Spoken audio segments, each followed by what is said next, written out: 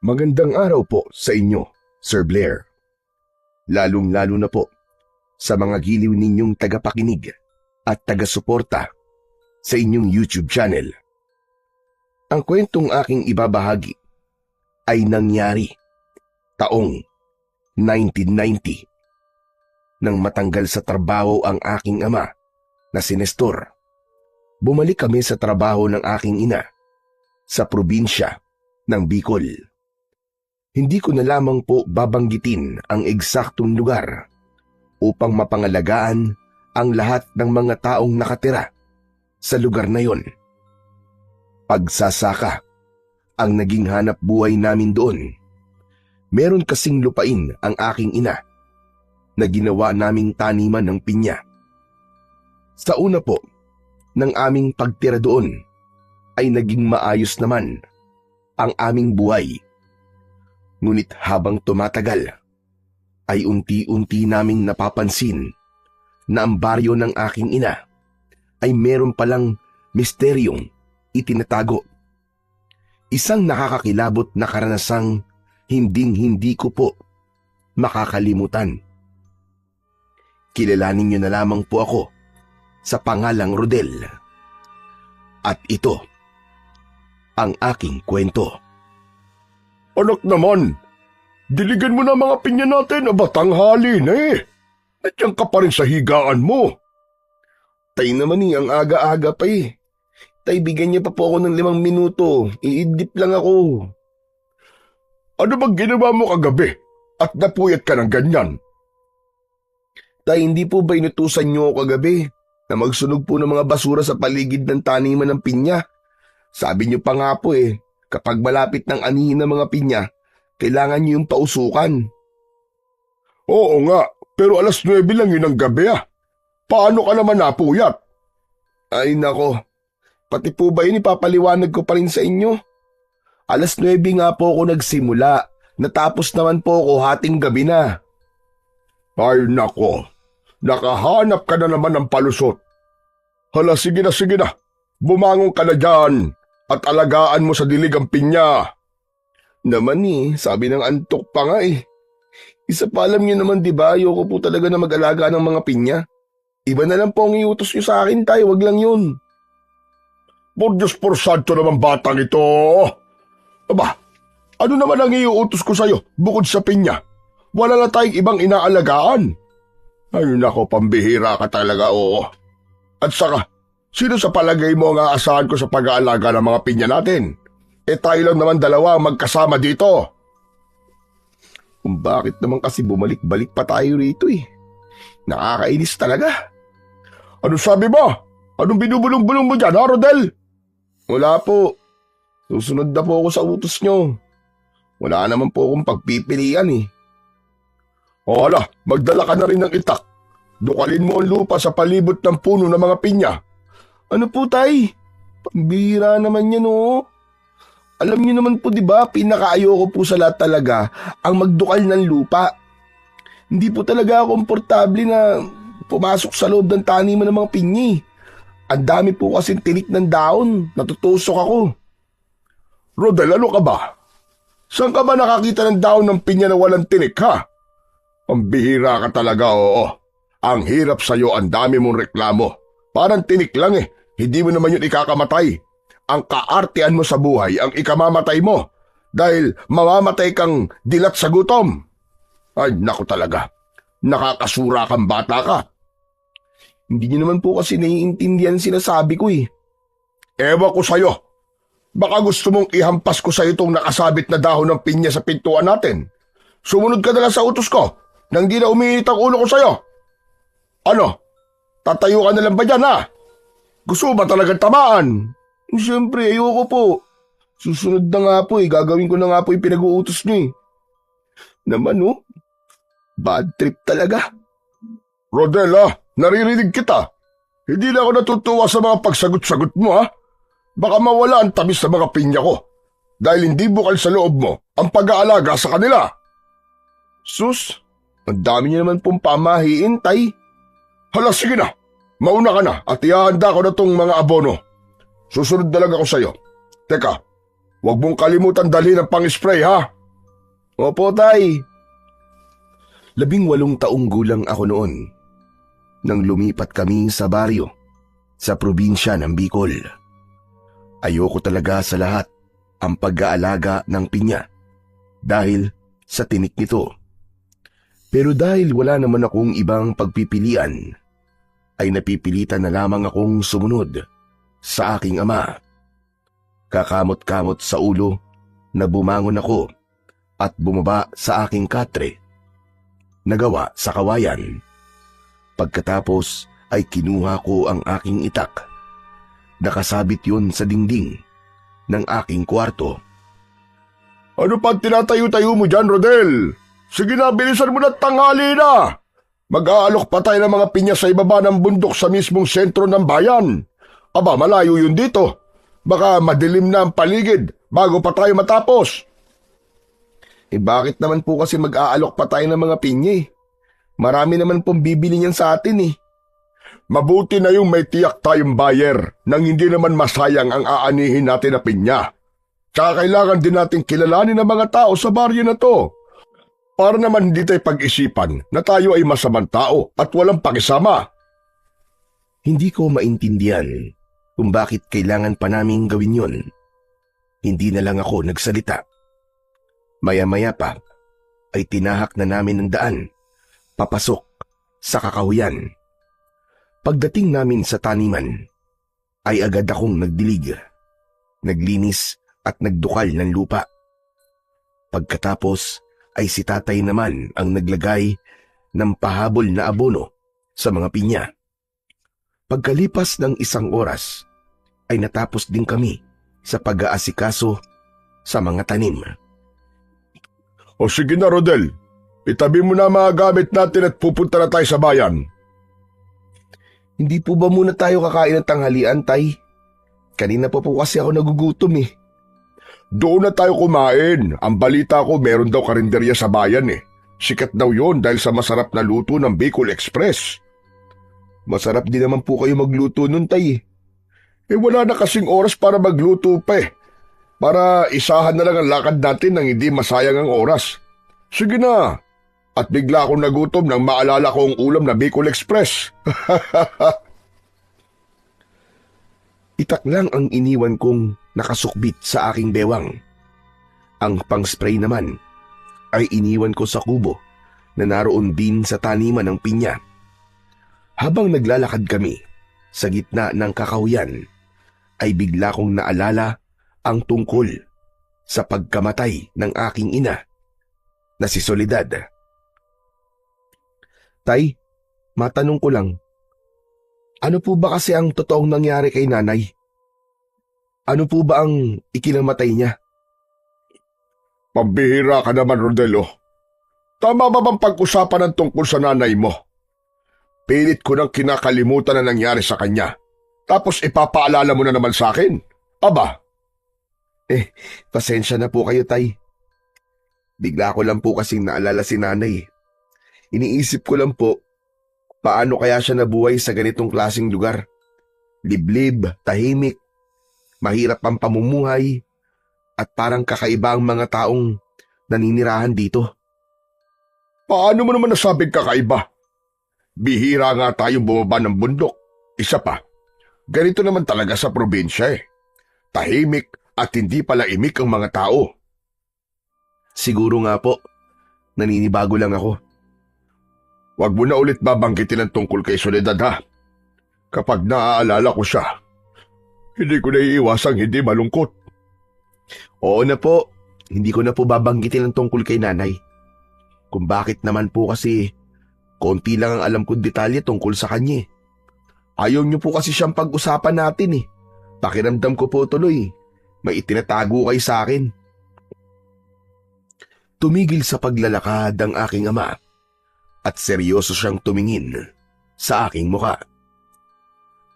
Wala akong tinatago sa iyo, Rodel. Kaya tigil-tigilan mo na ang pag-iisip sa mga bagay na hindi dapat pag-usapan.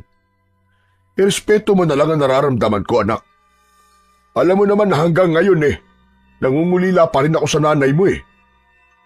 Ang simple-simple naman po kasi ng tanong ko sa inyo, hindi niyo po masagot ng maayos. Kaya kung ano-ano tuloy ang iniisip ko. Isipin niyo rin naman po yung nararamdaman ko.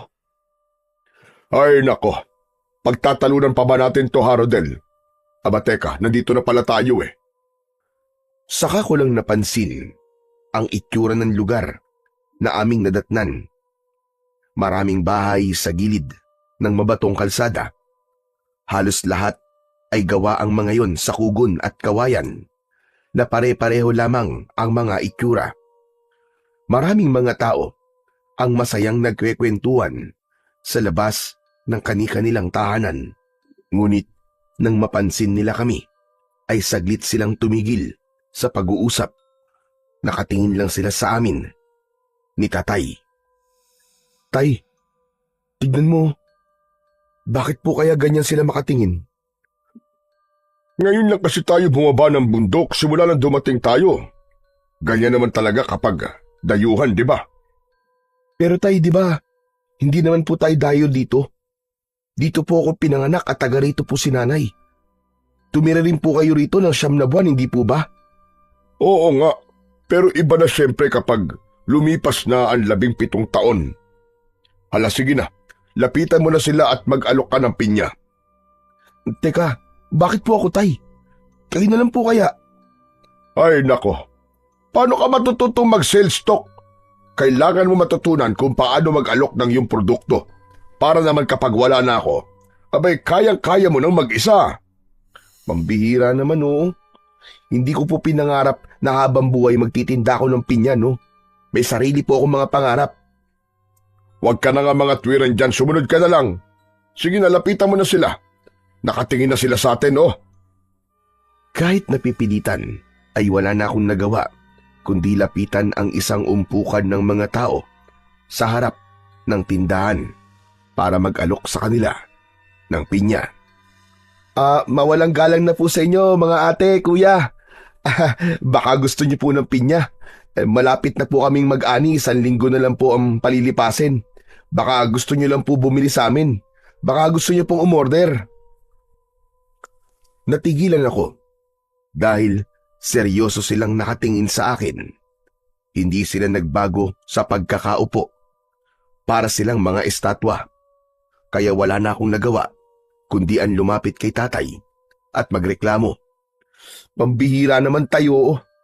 Para akong tanga na nakikipag-usap sa mga kahoy. Uy, huwag ka maingay, baka mamaya marinig ka nila. Nakita niyo naman po, di ba? Oo nga, napansin ko rin. Sige na, huwag na lang natin silang pansinin. Sa unahan na lang tayo mag-alok ng pinya. At baka pinagli ang mga yan sa manikin. Ewan ko kung matatawa ako sa pagbibiro na yon ni tatay. Mas nangibabaw kasi sa akin ng sandaling yun ang labis na pag-aalala. Hindi ko kasi maintindihan kung bakit ganun ang reaksyon ng mga tao sa lugar na yon. Tay, alam niyo po ba ang pakiramdam na para bang ang bigat po pakisamahan ng mga tao rito? Yung tipo po na parang may tinatago po sila sa atin. Sos! Nag-isip ka na naman ng mga negatibo, Rodel. Pwede ba? Puro positibo muna ang isipin mo. Nagswertehin naman tayo. Kumain na muna kasi tayo, tay. Nang mawala na po ang ganitong klaseng pakiramdam ko. Mamaya na, kapag nakapagpa-order na tayo. Teka, ayun o, sa bandang yon. Nakikita mo ba mga tao ron sa tapat na malaking bahay na may pulang pintura? Opo, bakit po tay? Lapitan natin sila. Alukin natin ang pinya. Baka hindi rin sila magsalita tay katulad kanina. Sus, parang 1 beses ka lang nabigo. Susuko ka na kagad. Tara na. Naunang naglakad ang aking ama papunta sa lugar na itinuturo niya. Pagdating namin sa tapat ng umpukan ng mga kalalakian, napako ang aking atensyon sa matandang lalaki na nakangiti kaagad sa amin. Kaya hindi na ako nahiyang mag-alok ng pinya. Mga amang, baka gusto niyo po ng pinya. Baka gusto niyo pong umorder na sa amin. Teka, Pinya ba ka mo? Aba, tama-tama. Pinag-uusapan pa lang namin yung taniman nyo ng pinya. Iniisip namin kung kailan kayo mag-aani ng mga pinya at balak namin kumuha sa inyo kahit isang sako. Ganun po ba? Naku, maraming salamat naman po. At may bueno mano na po kami sa pagpapa-order. Sige, pa-order ako ng isang sakong pinya at ititinda ko rin ang mga yon sa tapat ng aking bahay. Biglang binalot ng tuwa ang puso ko ng mga sandaling yun. Yun din kasi ang unang pagkakataong nakapagpa-order ako ng pinya. Si tatay naman, nakita ko na naglilista rin ng pa-order sa ibang mga lalaking naroroon. Maya-maya pa ay nagsalita ulit ang matanda na hindi inaalis ang matamis na ngiti sa labi niya. Alam mo, kamukha mo si Soledad. Bigla akong natigilan nang mabanggit ng matanda ang tungkol sa aking ina. Narinig naman yun ni tatay, kaya siya na ang nagsalita. Teka, kilala niyo pala ang asawa ko si Soledad. Abay, oo naman. Napakagaling nung magluto ng minatamis na pinya. Ginagawa niya yon na dulce o kende. Nako, wala ko ba sabi sa ugali ng taong yon? Sobrang mapagmahal sa mga magulang at maasikasong babae. Sayang labang at maaga siyang pumanaw. Mabait po pala ang aking nanay, tay. Magtatanong pa sana ako sa matanda ng tungkol sa aking ina nang biglang lumabas sa pintuan ng bahay ang isang balbas saradong lalaki. Seryoso ang mukha niya na nakatingin sa akin. Pagkatapos ay nilapitan niya ang matandang nagsasalita kanina, saka inakbayan sa balikat. Ano ba kayo, tay? Huwag na nga kayo magbabanggit ng patay na. Saka, aabalahin niyo pa ang mga taong yan eh. Nakikita niyo naman na naghahanap buhay. Ay nako, sahor. Hindi ko lang talaga maiwasan ang hindi maalala si Soledad. Abay, kamukha niya ang anak niya, oh. Tignan mo. Tumingin si Mang Sahur sa aking muka dahil naintriga rin ito sa sinabi ng matanda. Si tatay talaga, oo. Natural na magkamukha sila ni Soledad. Anak niya yan eh. Pagpasensyahan niyo na lang pala ang aking ama. Maganda kasi ang naging samahan namin ni Soledad nang siya ay nabubuhay pa. Naku, ayos lang po yun, Mang Sahur. Masaya nga po ako na kahit papano po ay may nakakakilala pa po kay nanay. Siya nga po pala. Kailangan na po naming umalis ng aking anak. Marami nga po pala salamat sa pag-order niyo po, tatay. Lolo Drigo na labang ang itawag niyo sa akin. O sige na, pwede na kayong umalis. Sabihan niyo na lamang ako kapag mag-aani na kayo ng mga pinya. Opo, makakaasa po kayo, Lolo Drigo. Ako nga po pala si Rodel. Masaya po akong makilala kayo. Tignan mo nga naman ang panahon ano. Parang kailan lang. Ayan, at may binata na pala kayo ni Soledad. Basta't kapag may kailangan kayo o kailangan nyo ng tulong, huwag kayong mahihiyang magsabi sa amin, ha, Nestor? Teka, kapag napadaan kayo sa kakawyan, mag-iingat kayo, ha? Oh, abay bakit naman? Marami na kasing napahamak sa lugar na dinadaanan nyo. Talaga po? Totoo po bang sinasabi niyo, Mang Sahur? Totoo ang sinasabi ko, kaya mag-iingat kayo. Maraming mababangis na pusa ang nakatira sa lugar na yun. Pinapaalalahanan ko lamang kayo para naman makapag-ingat kayo. Nakakatakot nga ang kanilang itsura at talagang umaatake sa tao. Magkakasunod akong napalunok ng laway at bigla akong napatingin sa aking ama na binaliwala lang ang sinabi ni Mang Sahur. Sige po, aalis na po kami. Maraming salamat po sa paalala. Sige na, mag-iingat na lamang kayo ni Rodel. Agad kaming umalis sa harapan ng mga ito. Naglakad pa kami sa dulo ng kalsada hanggang sa karinderya na sinasabi ni tatay. Pero nang matapos na kaming kumain at tinatahak na ang daan pauwi, nagsimula ang aking pag-aalala. Panay anling ako sa paligid habang naglalakad kami papasok sa mas madilim na bahagi ng kakawayan. Rodel, umayos ka nga. Kanina ka pa hindi napapakali ah. Ano ba nangyayari sa yung bata ka? Hindi lang po mawala sa isip ko ang mga sinabi sa ating kanina ni Mang Sahur, Tay. Ano ka ba naman? Napakamatatakotin mo. Pusa lang yun. Malaki pa ang hita mo doon tapos natatakot ka. Pusa lang? Tay, kasasabi lang po ni Mang Sahur kanina. Mabangis at mapanganib na pusa po ang nakatira sa kakahuyan na to. Nakakatakot daw ang itsura. Hindi po ba kayo nag-aalala na baka atakihin tayo ng mga yon? Bakit naman ako mag-aalala? Ay kaya ko naman ipagtanggol ang sarili ko. Tsaka pwede ba, Rodel? Tigilan mo na nga mga ganyang mga tanong mo. Pagod na akong sumagot eh. Ay nako, hindi ko po alam kung paano kayo nagiging kampante sa mga ganitong klaseng sitwasyon. Dahil alam ko na ginagabayan ako ng Panginoong Diyos. Kaya ba kanina ka pa nakahawak sa itak? Natatakot ka ha? Hindi naman po sa natatakot ako, Tay. Mabuti na po yung naninigurado. Alam niyo naman po, sa lahat ng hayop, sa pusa lang po talaga ako natatakot. Sos! Kalimutan mo na kasi mga sinabi ni Sahur. Pero Tay, alam niyo po, natutuwa po akong malaman na marami pa rin po ang nakakaalala kay nanay. Siyempre naman, abay taga ritong nanay mo eh. Nagpatuloy kami sa pag-uusap ni tatay.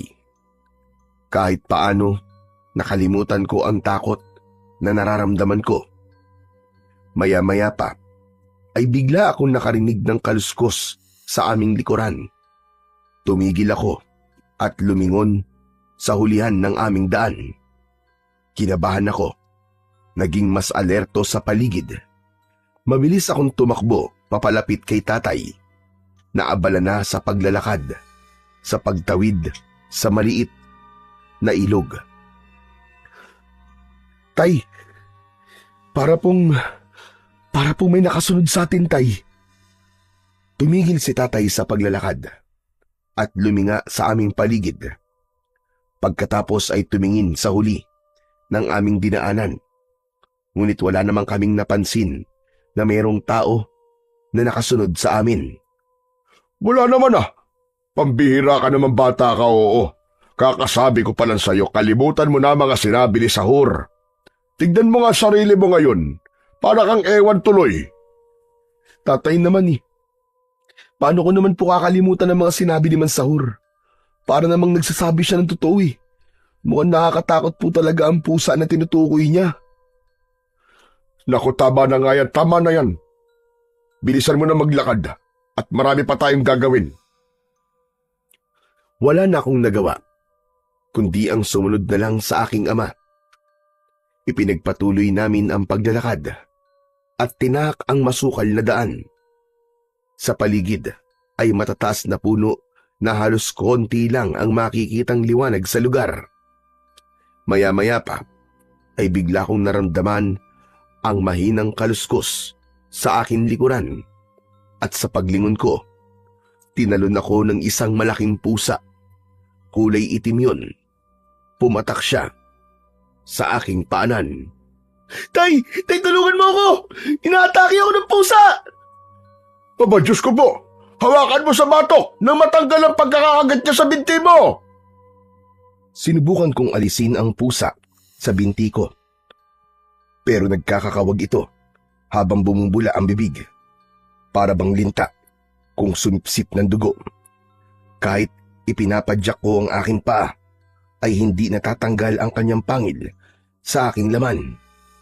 Bigla kong hinugot ang aking itak. Pinagtataga ko siya sa likod. Hindi ko tinigilan. Halos hindi mabilang na taga ang tumama sa kanyang katawan. Nanginginig ang aking katawan dahil sa takot. Anak, bakit mo pinatay? Ordinaryong pusa lang naman yan. May ordinaryo po bang pusa na sumisipsip po ng dugo? Nakita niyo naman po, di ba? Kahit anong gawin ko, hindi natatanggal ang pagkakakagat niya. Lintik na pusang yan. Muntik nang humiwalay ang kaluluwa ko sa katawan ko Paano ba naman? Masyado ka nagpapaapekto sa sinabi ni Sahur. Kaya ayan, nangyari na nga yan sa'yo. Diyos ko naman, Tay. Nasugatan na nga po ako, tapos sasabihin niyo pa po sa akin yan. Piniga ko ang aking binti na tinamaan ng kagat ng pusa. Bumulwak ang dugo mula sa aking sugat at pumatak sa lupa. Ang hirap kasi sa'yo. Wala kang pagmamahal sa mga hayop. Kaya madali lamang sa'yo ang pumatay ng pusa. Tignan mo, kawawa naman. Halos magluray-luray yata ang leeg. Tay, pwede ba? Parang mas mahalaga pa sa inyo ang pusa na yan kaysa sa akin Kinagat na nga ako Hindi na ituloy ng aking ama ang kanyang sasabihin nang mapatingin siya sa aking likuran. Kaya nang sundan ko ang kanyang tingin, ay nagulat ako sa aking nakita. Nakatayo ang isang babae. Nakataklob ang palad sa bibig niya. Umiiyak. Nanginginig ang kamay na nakatingin sa patay na pusa. Anong ginawa niyo? Sino ang pumatay sa alaga kong pusa? Naku, sa'yo pala yan, miss. Naku dapat sa alaga mo na pusa, kapag babangis, ikinukulong o di kaya naman ay itinatali. Nakakadisgrasya Hindi mabangis ang pusa ko. Hindi mo siya dapat pinatay. At bakit hindi ko papatay ng pusa mo? Tignan mo ang ginawa niya sa akin Ang lalim ng sugat sa binti ko. Paano kung may rabies yan Dapat pa nga pagamot mo ako Walang rabies ang pusa ko. Kayo ng kasama mo ang pumasok sa bakuran ko. Hindi niyo ba nakita kung nasan kayo? Saka ko lang iginala ang aking paningin. Nakita ko na nasa loob nga kami ng isang bakuran. Sa dulo ng daan ay merong isang malaking bahay na gawa sa kawayan at napapalibutan ng malalaking puno. Teka, bakit di ko nakita na may bahay dyan? Anak, tama na. Tayo mali rito. Humingi ka na lang ng pasensya sa kanya. Napatay mo ang pusa niya, kaya tama lang na magalit siya sa'yo. Hindi sana ako hihingi ng pasensya. Pero nang makita ko na niyakap niya ng mahigpit ang patay na pusa, para bang nakonsensya rin ako. Miss, pasensya na. Hindi ko naman sinasadya nagulat lang ako. Natakot ako Inatake kasi ako ng pusa mo Kahit na, wala ka pa rin karapatan na pumatay ng hayop. Tignan mo tong babaeng to. Ako na nga nagpapakumbaba. Ikaw pa ang galit. Willie na ang pangalan ko. Hindi babae. Ikaw na nga itong nakagawa ng pagkakamali. Ikaw pa itong nagmamalaki. Sana bago mo pinatay ang pusa ko, tinignan mo muna kung ano ang nasa paanan mo. Nagkamali ka ng pag-aakala sa pusa ko. Si tatay ang unang nagsalita habang nakatingin sa aking paanan. Kahit ako ay nagulat din. Diyos ko anak, iniligtas ka lang pala ng pusa laban sa banakon. Hindi mo nakitang may ahas. At kaya nagkakakawag siya kanina dahil natuklaw siya ng ahas. Hindi ko alam ang mararamdaman ko ng mga oras na yon. Lalo na nang tumalikod sa akin si Wilina habang umiiyak. Napatingin ako sa aking ama na dismayado rin sa nangyari. Mas nangibabaw ang awa at pagsisisi ko para sa pusa. Tay, hindi ko alam Sorry, hindi ko talaga sinasadya. Hindi na maibabalik ng mga sinasabi mo ang buhay ng pusa na nagligtas sa'yo. Tay, wag niyo naman po ako masyadong konsensyahin Nagsisisi na nga po ako Hindi ko dapat ginawa yun. Pasensya na talaga. Huli na nga, di ba? Nakakahiya tuloy kay Wilina. Sige na. Mauuna na ako maglakad. Sa bahay na lang tayo mag-usap. Hindi na hinintay ni tatay ang paliwanag ko. Paglingon ko sa gawi ni Wilina, ay pumasok na ito sa loob ng kanyang bahay. Inisip ko na sundan siya para humingi ng tawad sa aking nagawa. Pero natigilan ako. Mula sa aking kinatatayuan ay nakita ko ang iba't ibang klaseng bungo ng hayop na nakasabit sa malalaking puno. Bigla akong nagtaka. Anak ng bahay pa ba yun ng isang babae? Maraming nakabilad na sanga ng kahoy sa paligid. Tapos nakasampay ang balat ng hayop. Pambihira, may ganyan palang babae. Makaalis na nga. Isa pa, kahit tumingi pa ako ng tawad sa kanya, hindi na mabubuhay ang pusa. Dala ng aking galit sa mga nangyari. Tinadtad ko ng taga ang patay na banakol na nadamay pala sa pagtaga ko sa pusa. Dahil sa gulat ko kanina, hindi ko na napansin na nagkamali na pala ko sa paghusga sa pusa. Kasalanan to ni Mang Sahur. Kung di niya yung sinabi sa akin kanina, hindi naman ako magkakaganito. Muli kong ibinalik sa pagkakasuksok sa kaluban ang aking itak. Saka paika-ika na naglakad paalis sa lugar na yon. Pagkalipas ng ilang minuto, ay narating ko na ang kinaroroonan ng bahay namin. Nadatnan ko na naglilinis si tatay ng harapan. Nagpapausok sa palibot ng bahay bilang bahagi ng kanyang paniniwala. Pagtataboy raw yun ng kamalasan. Tay, may natitira pa ba kayong mefenamic? Tay, may gamot pa ba kayo? Hindi ako pinansin ni tatay. Halata na masama ang loob niya sa akin. Patuloy lang siya sa kanyang ginagawa habang nagpapausok ng aming bakuran. Tay, pwede ba kausapin niyo naman ako? Para naman akong nakapatay ng tao.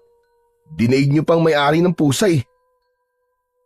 Isang malalim na buntong hininga ang pinakawalan ni tatay bago niya ako kinausap. Anak, ang nangyari kanina, sobrang nakakalungkot. Hindi ko naman maiaalis sa iyo ang hindi magulat, kaya lang, likas na sa iyo ang malupit talaga sa mga pusa eh. Paano kung ganun nga? Iniligtas ka lang pala ng pusa, tapos ganun pa ginawa mo. Ano po bang gusto niyong gawin ko, tay? Magbago ka. Huwag ka na ulit papatay ng hayop. Hindi naman ako nagagalit sa iyo. Naaawa lang talaga ako dun sa babae. Nakita mo ba kung paano niya niyakap ng mahigpit ang pusang yun? Mukha naman na mag-isa lang siya sa bahay na yun at ang pusa lang ang kanyang pamilya. Oo na po, pasensya na nga po eh. Hindi ko na po ulitin ang ginawa ko. Magiging mabuting tao na po ako sa mga hayop. Kapag may oras ka, puntahan mo si Wilina. Harapin mo ang kasalanan mo sa kanya. Hala, sige na, magpahinga ka na. At ikukuha lang kita ng talbos ng bayabas. Kailangan malinisan ang mga sugat mo. Mabilis na tumalikod sa akin si tatay. Tahimik akong pumasok sa loob ng bahay habang naaamoy ko ang mga sinunog na tuyong dahon ng pinya. Nahiga ako sa aking katre dahil sa sakit ng aking binti. Hindi ko namalayan na nakatulog na ako. Anak, gising na. Nabendaan ko na ang sugat mo. Tsaka lulubog na ang araw. Baka wala ka nang maitulog mamaya. Nang magmulat ako ng paningin, ay nakita kong may benda na nga at nalagyan na ng gamot ang sugat ko. Sige na, bumangon ka na dyan. Kumain ka na muna bago uminom ng gamot ha. Ipinatong ko lang yun sa ibabaw ng lamesa. Salamat, tay. Akala ko po, matitiis niyo na ako eh. Matitiis ba kita anak kita? Kaya lang naman ako nagalit sa'yo kanina dahil sa awa ko sa pusa tsaka doon sa may-ari. Ay naku, wag na nga natin pag-usapan yun. Nalulungkot lang ako. Tay, hindi naman po mangyayari yun. Kung hindi po tayo binalaan ni Mang Sahur kanina eh. Hindi na nagsalita si tatay. Bumangon na lang ako sa aking higaan at kumain. Pagkatapos ay uminom ako ng aking gamot. Maya-maya pa ay bigla kong naalala ang tungkol sa bahay ni Wilina. Tay, napansin niyo po ba yung bahay po ni Wilina? Ano naman ang tungkol sa bahay niya? Napansin ko po na parang maraming nakadisplay na bungo, balat at laman po ng hayop. Ah, yun ba? Napansin ko rin yung kanina. Baka mangangaso siya. Tay, parang nakapagtataka naman po. Ang ganda-ganda niya tapos yun ang hilig niyang gawin. Isa pa, parang nag-iisa lang siya sa kanyang bahay. Ay nako, parang alam ko na kagad kung saan papunta ang usapan nating ito, Rodel. Sinasabi ko lang naman po kung ano napansin ko sa bahay niya. Wala na pong ibang ibig sabihin yun. Napapansin ba na ano? Na parang bahay ng aswang, ganon? Ay nako, pambihira ka talaga, oo. May kasalanan ka na nga sa tao kung ano-ano pang iniisip mo sa kanya. Pinangungunahan niyo naman po ako kagad, Tay. Alam niyo na kagad kung anong iniisip ko eh. Kasi kabisado na kita, anak. Ala, sige na, sige na. Magpahinga na muna tayo. Bukas ay maaga pa tayong bababa ng bayan para magdagdag ng pa-order natin ng pinya. Kinabukasan ay maaga kaming bumangon para kumplituhin ang pagpapa-order ng pinya. Buong maghapon naming nilibot ang buong baryo at sa wakas ay nakumpleto na namin ang bilang ng mga order. Pagsapit ng hapon, pabalik na kami sa bahay. Napatingin ako sa bahay ni Wilina.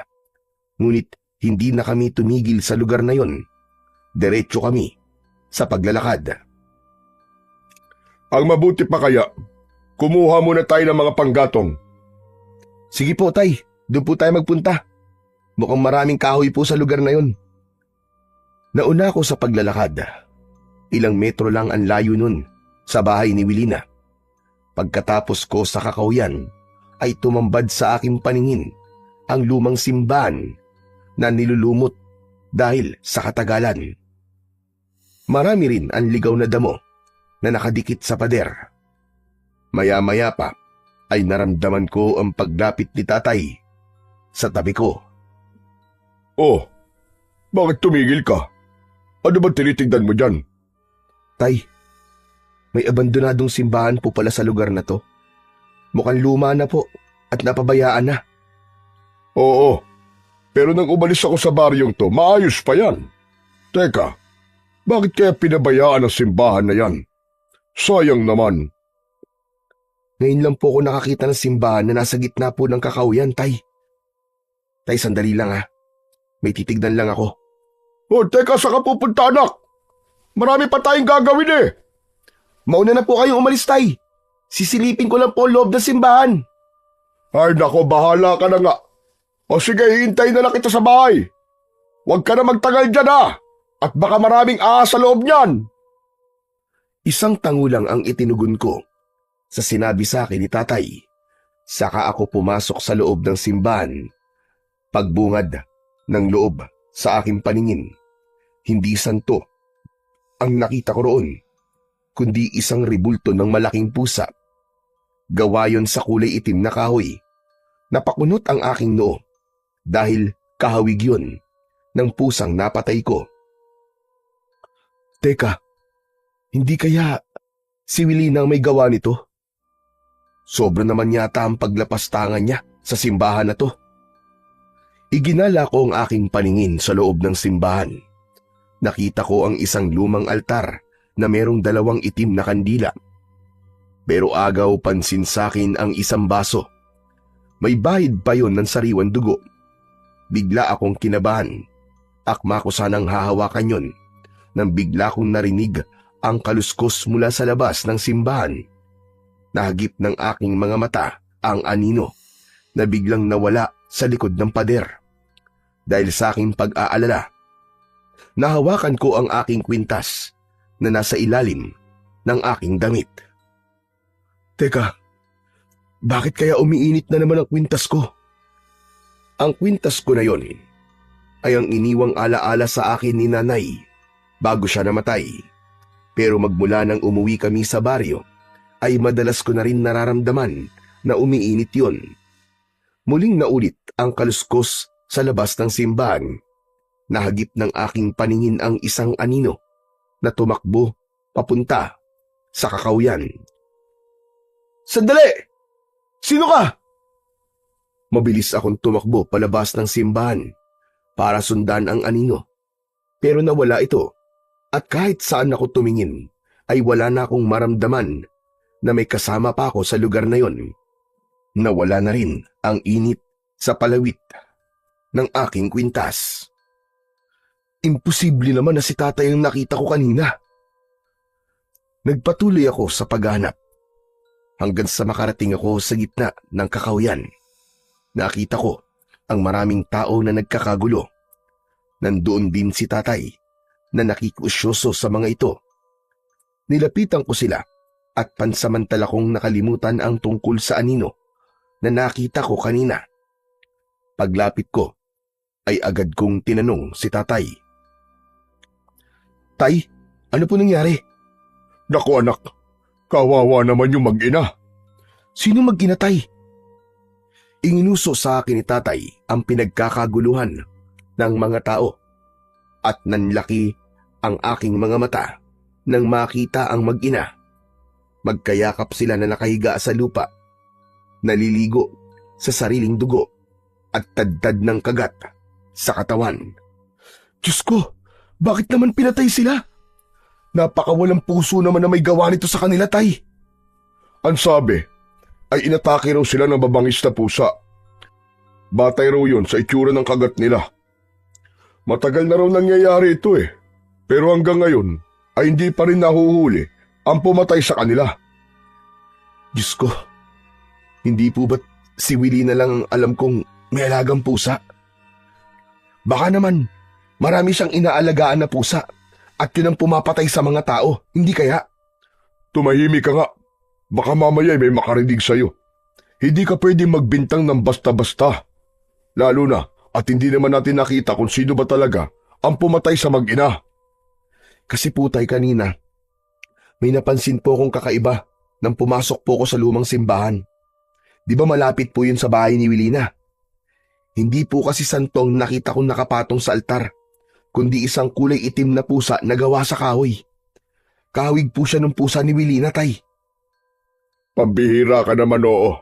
Baka ipinagdasal lang niya ang pusa niyang namatay. Binigyan mo naman kagad ng kahulugan. Ay nako, tay. Paano mo naman ipapaliwanag ang baso na may bahid pa ng sariwang dugo? Sige nga. Ano? Totoo ba yan sinasabi mo? Opo, tay. Kaya nga po nakarating ako sa lugar na to dahil may nakita rin po akong anino kanina. Sinundan ko at biglang nawala. Tapos, ayun, nakita ko po kayo dito. Hindi na nagsalita ang aking ama. Sa halip ay muli naming tinignan ang bangkay ng mag-ina. Bakas sa anyo ng mga ito ang labis na takot dahil sa nakadilat nilang mga mata at nakaawang nilang bibig. Maya-maya pa ay bigla ko ulit naramdaman ang pag-iinit ng aking suot na kwintas. Kaya napalinga ako sa paligid at nagtama ang aming paningin ni Wilina. Nakatingin siya sa akin at sa mga tao. Nakatayo siya malayo sa kinaroroonan namin. Pero bigla siyang umalis, kaya napatingin ako sa gawi ng aking ama. Tay, saglit lang may pupuntahan muna ako. Teka, saan ka na naman mapupunta? Malapit nang dumilim Saglit lang po ako, tay. Babalik din po ako agad. Hindi ko na hinintay ang sasabihin ni tatay. Agad akong tumakbo para sundan si Wilina. Pagdating ko sa gitna ng kakawyan ay bigla siyang nawala. Nagpalinga-linga ako sa paligid, ngunit wala siya. Humanda ka sa akin, Wilina. Alam kong may kakaiba sa'yo. Hindi ako makakapayag na magtagumpay ka sa binabalak mo. Kung naloko mo mga tao rito, pues, hindi ako. Isang malalim na buntong hininga ang pinakawalan ko, saka muling tumakbo. Hanggang sa nakita ko si Wilina. Nakatayo. Nagtago ako sa likod ng puno, habang nararamdaman ko pa rin ang pag-iinit ng suot kong kwintas. Napansin ko na umaatras ng hakbang si Wilina, saka bumunot ng kutsilyo sa kanyang bewang. Sinundan ko ng tingin ang tinitignan ni Wilina. Nakita ko ang dalawang lalaki. Humahakbang papalapit sa babae. Teka, anong ginagawa nila? Hindi na ako nakapagsalita nang biglang umatake ang dalawang lalaki kay Wilina. Inatake nila ng suntok ang babae, ngunit mabilis na tumambling si Wilina at agad niyang nilaslas ang leeg ng isa sa mga lalaki. Bumulwak ang dugo sa wakwak na leeg ng isang lalaki. Kasunod naman ng pag-atake ng isa pang lalaki kay Wilina. Mabilis niyang nailagan yon at gumanti ng 5 beses na saksak sa likod ng natitirang lalaki. Diyos ko, anong klaseng nilalang ang papatay na walang awa sa mga lalaking yun? Napatago ako sa likod ng puno. Mabilis ang tibok ng aking puso. Bigla akong natakot sa nakita ko. Sa muli kong pagtingin ay wala na si Wilina. Nagpalinga-linga ako sa paligid, ngunit wala akong maramdamang presensya ng babae. Mabilis akong tumakbo papunta sa lugar na pinaglabanan ng mga ito. Nanlaki ang aking mga mata. Bakas na lang ng dugo ang nakita kong nasa lupa. Pambihira! Nasaan na yun? Nasaan na sila? Akma sana nahahanapin ko si Wilina nang marinig ko ang boses ni tatay. Rodel! Halika na! Ano bang ginagawa mo dyan? Pambihira ka talagang bata ka, oh. Kanina pa kitang hinihintay eh. Mabilis na lumapit sa akin si tatay at nakita niya rin ang mga bakas ng dugo sa lupa. Teka anak, ano ba nangyari dyan? Tay, nakita ko po si Wilina kung paano niya pong pinatay ang dalawang lalaki at napakagaling niya pong makipaglaban. Rodel, hindi magandang biro yan ha? Tay, maniwala po kayo. Ang dugo po na nasa lupa ay galing po sa katawan ng dalawang lalaki na pinatay po ni Wilina kanina. Pero yun lang, biglang nawala eh. Wala na yung katawan nila dito. Kalimutan mo na kung ano nakita mo. Umuwi na tayo. Tay, hindi po ba kayo naniniwala sa akin? Totoo pong nakita ko, Tay. Pinatay niya po ang dalawang lalaki kanina. Saan kaya niya dinala ang mga biktima niya? Anak, imposible naman na sinasabi mo eh. Babae si Wilina, hindi niya kayang buhatin ng dalawang lalaki para lang maitago ng ganong kabilis. Dahil kakaiba nga po siya, Tay. Malakas po ang kutob ko, Tay. Aswang si Wilina. Matagal na natigilan si tatay nang mabanggit ko ang tungkol sa aswang. Tila namutla ang kanyang muka at labi. Kailan ka pa naniniwalang may aswang, anak? Ngayon lang po, dahil talagang kakaiba po nakita ko kanina, Tay. Halika na, kailangan na nating umalis dito. Hindi na ako nagdalawang isip na sumunod kay tatay. Malalaki ang hakbang ng aming paa na tinahak namin ng daan pabalik sa bahay. Pagkalipas ng 5 minuto, narating namin ang bahay. Walang imik na naghanda ng itak si tatay. Tay, anong gagawin niyo? Kung may hinala ka na may aswang sa baryong ito, kailangan nating gumawa ng sandata laban sa kanila. Ano pong gagawin niyo sa mga pinatuyong dahon ng pinya, Tay? Gagawa ako ng tungkod na may dahon ng pinya sa dulo.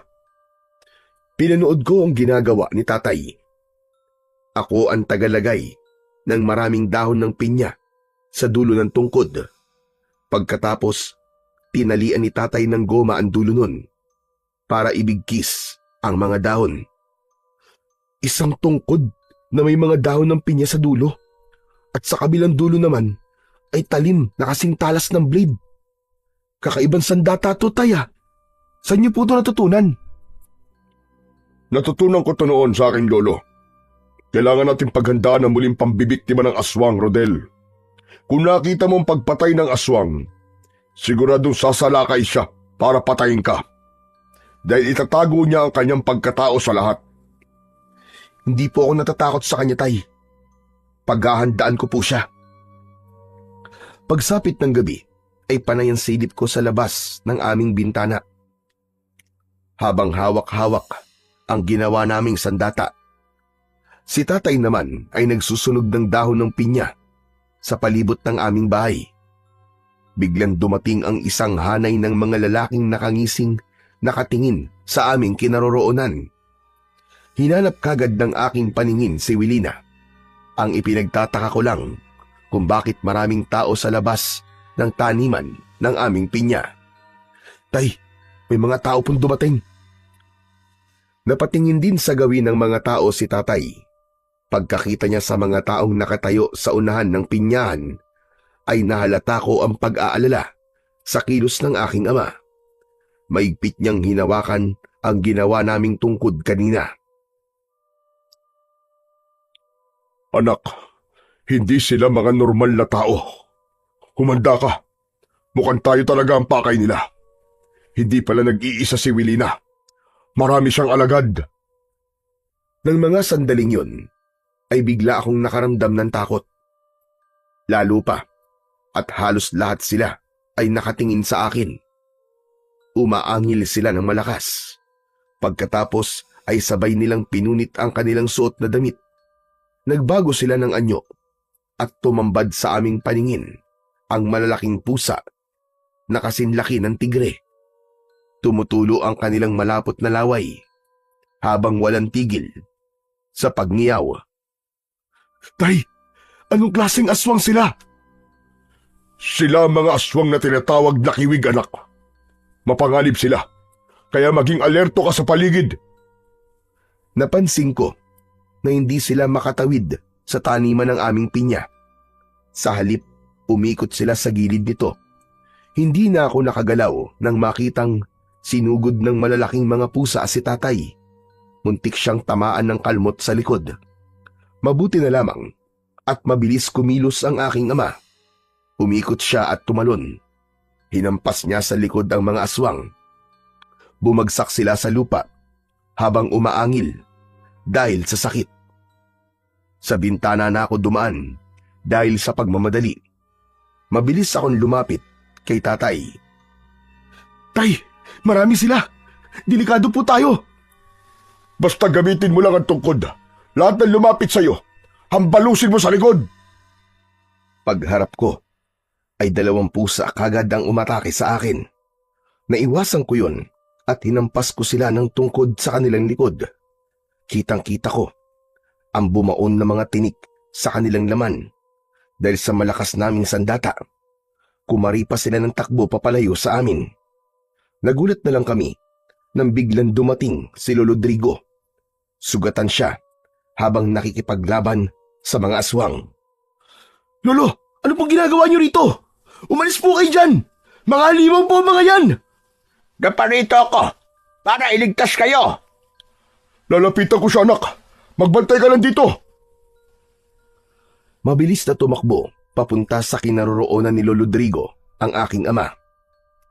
Halos manlaki ang aking mga mata nang makita si tatay kung paano makipaglaban sa mga aswang. Maya-maya pa ay magkasama na ang dalawa. Nagpatuloy sa pakikipaglaban ng aking ama. Bawat hampas niya ng sandata sa mga aswang ay umaangil sila ng malakas. Nang hindi nila kinaya si tatay, mabilis silang tumakbo papalayo. Binuhat naman ni tatay si Lolo Rodrigo. Tumakbo siya at pumasok sa loob ng aming bahay. Pagpasok niya sa loob, ay sumunod na rin ako. Rodel, bilisan mo. Kumuha ka ng malinis sa tubig at palanggana. Kailangan nating gamutin ang sugat ni Lolo Rodrigo. Salamat sa iyo, Nestor. Akala ko talaga katapusan ko na kanina. Bakit po kasi kayo nagpunta rito? Dahil nakita ko mga lalaking yon. Aswang pala. Pambihirang mga kiwig na yan. Sinasabi ko na nga ba't sila ang pumatay sa mag-ina kanina? Matagal ko na pong alam na may nakatirang kiwig sa lugar na to. Pero hanggang ngayon, hindi pa rin sila napupuksa. Akala ko, naubos na ang kanilang lahi. Tay, ito na po ang palanggana. May gamot na rin po yan. Agad na kinuha ni tatay ang palanggana at nilinisan ang sugat ni Lolo Rodrigo. Habang abala ang aking ama sa kanyang ginagawa, bigla kong naalala ang ginawang pakikipaglaban ni tatay sa mga aswang. Tay, paano niyo po natalo ang mga aswang? Kailan po kayo natuto sa pakikipaglaban? Dati ako manunugis ng aswang, anak. Ngunit, matagal ko nang tinalikuran ang tungkol sa pagiging manunugis ko. Dahil ang akala ko ay wala ng kiwig sa lugar na ito. Tama ang sinabi ng tatay mo, Rodel.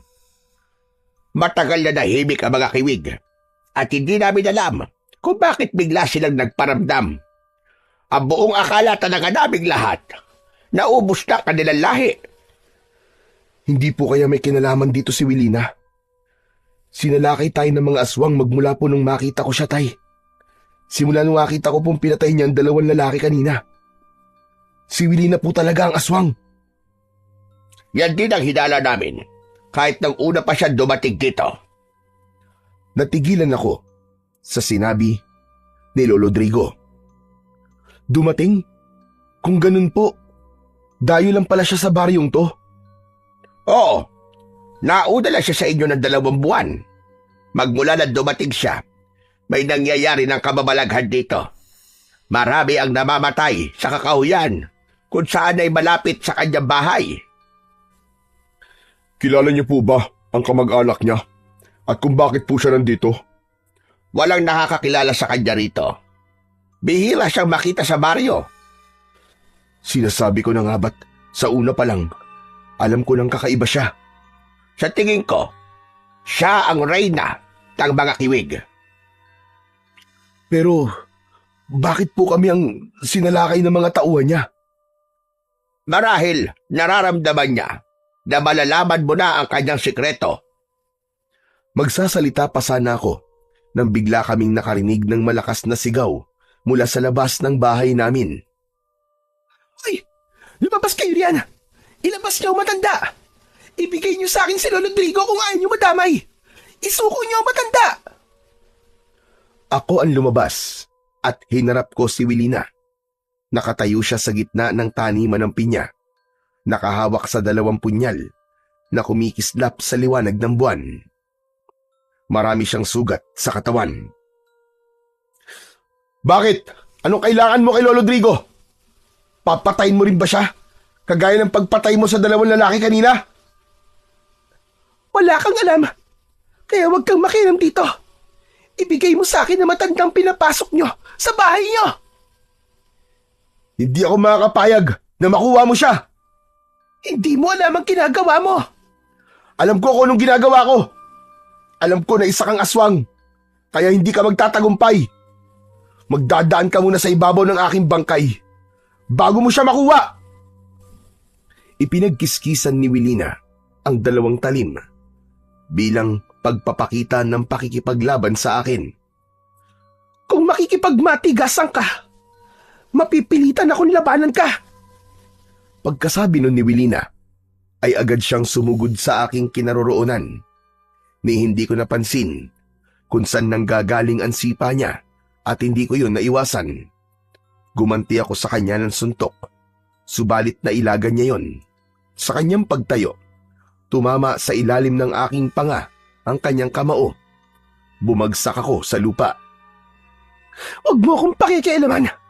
Ibigay mo sa akin ang matanda. Alam ko naririnig mo ako, tanda. Maglaban tayo. Mag-toast tayo, hayop ka. Hindi ko alam kung bakit galit na galit si Wilina kay Lolo Rodrigo. Hinintay ko rin na magpalit siya ng anyo, pero nabigo ako. Sa halip, mabilis siyang pumasok sa loob ng aming bahay. Unang tumilapon sa lupa ang aking ama. Nabitiwan niya ang kanyang sandata. Kasunod nun, lumabas si Wilina. Hawak niya ang matanda sa leeg habang nagpupumiglas. Nestor! Rodel! Tulungan niyo ako! Mabilis akong bumangon para tulungan si Lolo Rodrigo. Sinugod ko ng palo ng tungkod si Wilina, ngunit sinalubong ako ng malakas niyang sipa. Tumama yun sa aking dibdib. Patayin niyo ang aswang na to! Patayin niyo! Huwag mo akong linlangin, tanda. Alam mong hindi ako aswang. Bumangon si tatay at takmasa na niyang hahampasin ng tungkod si Wilina. Ngunit sinalag yun ng babae. Hindi niya sinaktan si tatay. Sa halip, Bumaling siya sa gawi ko. Pagmasdan nyo kung sino ba talaga sa amin ang aswang. Inihagis ni Wilina si Lolo Rodrigo sa gitna ng pinyahan. Bumagsak ito sa tanim at bumaon ang mga tinik sa likod ni Lolo Rodrigo. Kontra sa mga aswang na kiwig ang tinik ng pinya.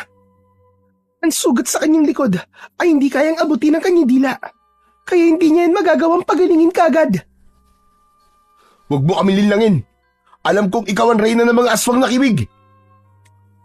Lalapitan ko sana si Wilina, ngunit umalingaw-ngaw ang malakas na pag-angil mula kay Lolo Rodrigo. Napatayo si tatay at napatitig sa nangyayari sa matanda, lalo na nang magbago ang anyo nito.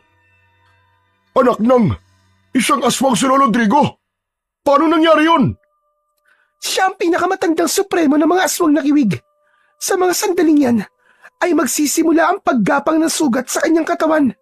Maghahanap siya ng sisiw na gagamitin niya upang ipasa ang kanyang mutya sa kanyang tagapagmana.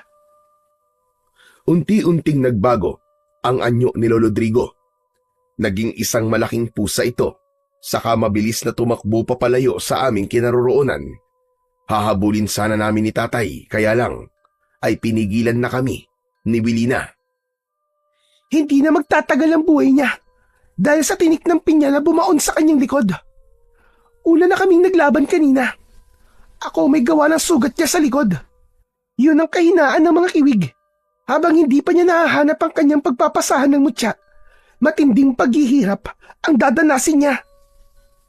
Muntik na kami magkamali at mapahamak sa pagtitiwala namin sa matandang yun. Wilina, pasensya ka na. Hinusgahan ko ang pagkatao mo. Akala ko, ikaw talaga ang aswang eh. Dahil ba nakita mo ako sa kakauyan habang nakikipaglaban sa dalawang lalaki? Oo, dahil nga doon. Pero paano mo naitago ang dalawang lalaki ng ganong kabilis? Simple lang.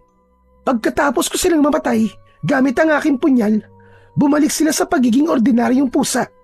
Kaya mabilis ko silang nadala sa bahay at itinago ang kanilang bangkay. Ang pusang pinatay ni Rodel, aswang din ba siya? Hindi po. Siya ang aking gabay na nagtuturo kung saan naroroon ang mga aswang. Kaya ngayon, sobra po ako nahihirapan. Pero ayos lang. Natanggap ko naman na hanggang doon na lang ang buhay niya.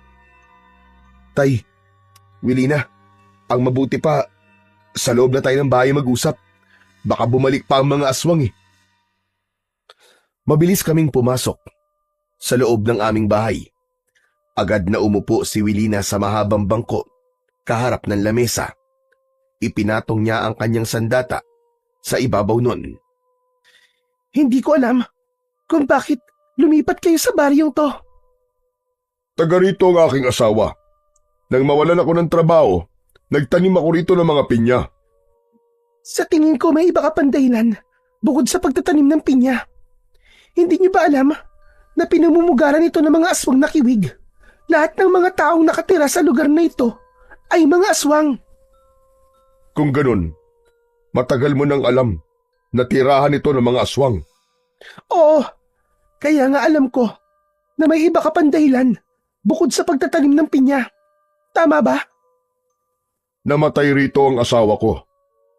Malamang na ganun nga ang dahilan mo. Pero batay sa pagkakasuri ko sa uri ng mga tanim mo, pati sa sandata, alam ko, pareho tayong manunugis ng aswang. Ano bang pinag-uusapan nyo? Hindi ko kayo maintindihan eh. Sinasabi ko lang kung anong klaseng tao ang nakakasalamuha ko. Kahit sa unang tingin ko pa lang, dahil kagaya nyo, may dahilan din ako kung bakit ako nandito. Bakit ka ba nagpunta rito? Kahit alam mo na mapanganib ang mga aswang na nakatira sa baryong to. Dahil sa aking kapatid. Kaya ako naging manunugis ng aswang dahil sa aking kapatid na pinatay ng mga kiwig. At ngayon, bumalik na ako para maningil. Pagbabayaran nila ang ginawa nila sa ate ko. Pinagsisisihan ko rin na sumama ako sa aking ama para iwan siya sa pangangalaga ng aming ina. naghiwalay ang aming mga magulang. At patay na siya nang ako'y bumalik. Hindi ka ba nagtanong sa mga taga rito tungkol sa kapatid mo? Hindi, dahil malalaman nila kung sino ako. Magsasalita pa sana ako nang bigla akong natigilan. Naramdaman ko ang pag-iinit ng aking suot na kwintas. Pero nagsalita ang aking ama. Ang totoo, parehas tayo ng pakay sa baryong ito. Gusto ko rin patayin ang aswang na pumatay sa aking asawa. Humarap sa akin si tatay. Diretso siyang tumingin sa aking mga mata. Rodel, panahon na para malaman mo ang buong katotohanan tungkol sa iyong ina. Ano pong ibig niyo sabihin, tay? Hindi lang basta namatay ang nanay mo, kundi pinatay siya bilang alay ng mga aswang na kiwig. Akala ko nun, naubos ko na kanilang lahi. Ngunit hindi ko alam na meron pa palang natitirang lahi ng mga aswang. Nang marinig ko yun, ay bigla akong napatayo. Kung ganun, niloko niyo ako. Nagsinungaling kayo sa akin, tay. Dahil ang buong akala ko, anak, wala ng mga aswang. Hindi ko akalain na muli silang maghasik ng lagim. Kahit na, sana hindi niyo inilihim sa akin ang tungkol sa nangyari kay nanay. Nang ako mismo ang pumatay sa kanila kanina. Anak, malakas ang kalaban natin. Ang mga nakita mo kanina, wala pa yun sa kalahati ng tunay na dami nila. Tama ang tatay mo, Rodel. Kahit ako, ay nahirapan din. Wala akong pakialam kung malakas sila. Bibigyan ko ng hustisya ang pagkamatay ni nanay. Dapat pala hindi na lang tayo bumalik dito. Ako mismo nagdala sa'yo sa kapahamakan. Patawarin mo ko, anak. Maaaring si Rodel ang pakay ng mga aswang kanina, Mang Nestor. Natitiyak kong si Rodel ang kukumpleto sa pagsasagawa ng naudlot nilang ritual ng pag-aalay sa kanilang mahal na Panginoon. Sinasabi mo ba ng anak kong si Rodel ang huling alay? Opo, sa tingin ko, balak nilang tapusin ang ritual. Tumayo si Wilina at pinagmasdan ako mabuti. Hinawakan niya ang aking kamay at sa pagkakataong yun, tumindi ang init na nararamdaman ko sa aking kwintas. Natigilan din ang babae at napahawak sa kanyang dibdib. Pero mas nanaig ang galit ko sa aking ama. Tumayo ako at lumayo kay Wilina. Saan ka pupunta? Rodel! Maghahanap ng hustisya para sa aking ina. Hindi matatapos ang gabing to nang walang namamatay na aswang. Mapanganib ang gagawin mo, Rodel. Hindi ka ba nag-iisip? Wala na akong pakialam. Patay na akong patay. Mahalaga, makamit ko ang katarungan para sa nanay ko.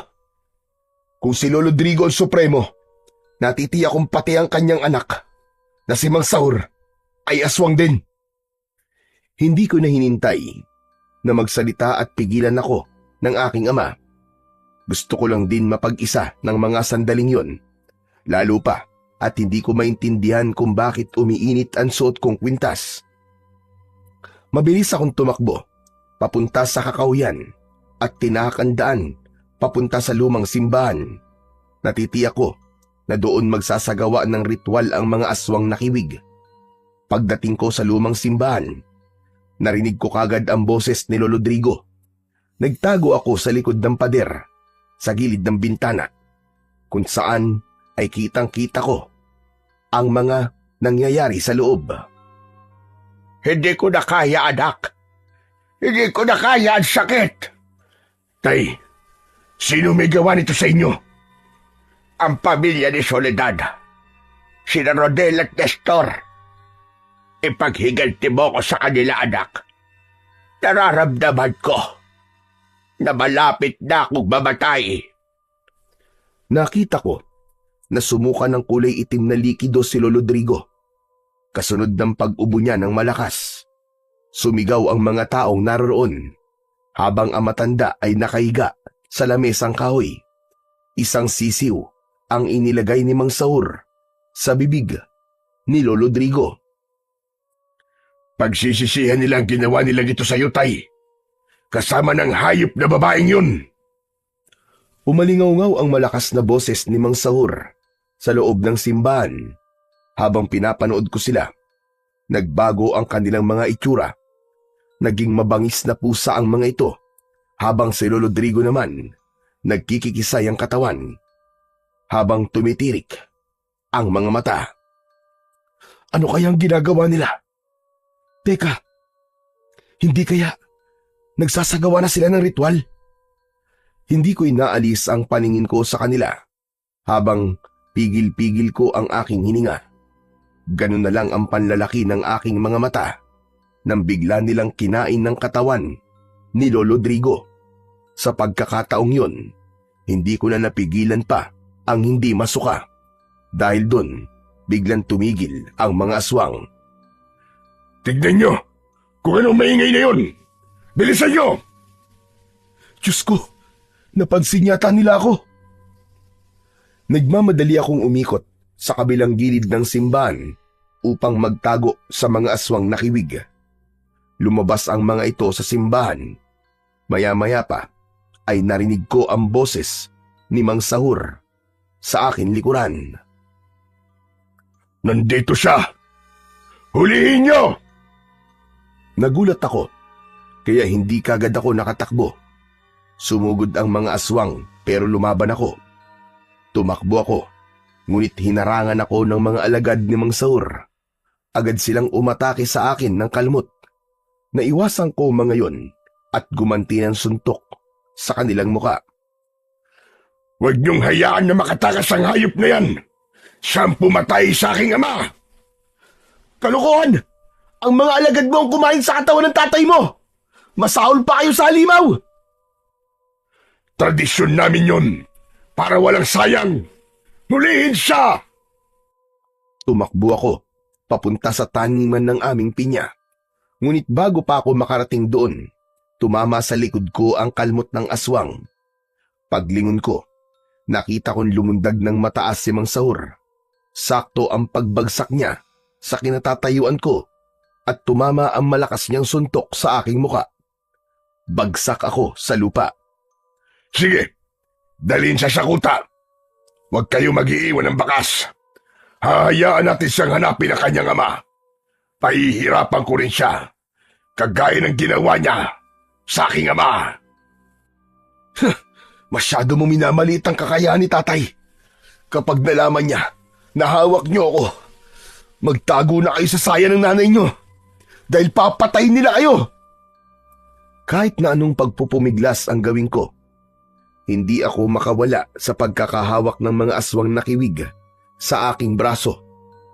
Maya-maya pa ay naramdaman ko ang pagtama ng siko ni Mang Sahur sa aking batok. Dahilan upang mawalan ako ng malay. Nagising ang natutulog kong diwa sa malansang amoy na tumama sa aking muka. Pagmulat ko, nakagapos na ako sa malaking puno. Sariwang dugo ang ibinuhos nila sa aking katawan. Nasaan ako? Anong lugar to? Nandito ka sa lugar kung saan isinasagawa namin ang ritual ng pag-aalay. Ito rin ang lugar kung saan pinatay ko ang nanay mong si Soledad. Hayop ka! Pakawalan mo ako dito! Pakawalan mo ako!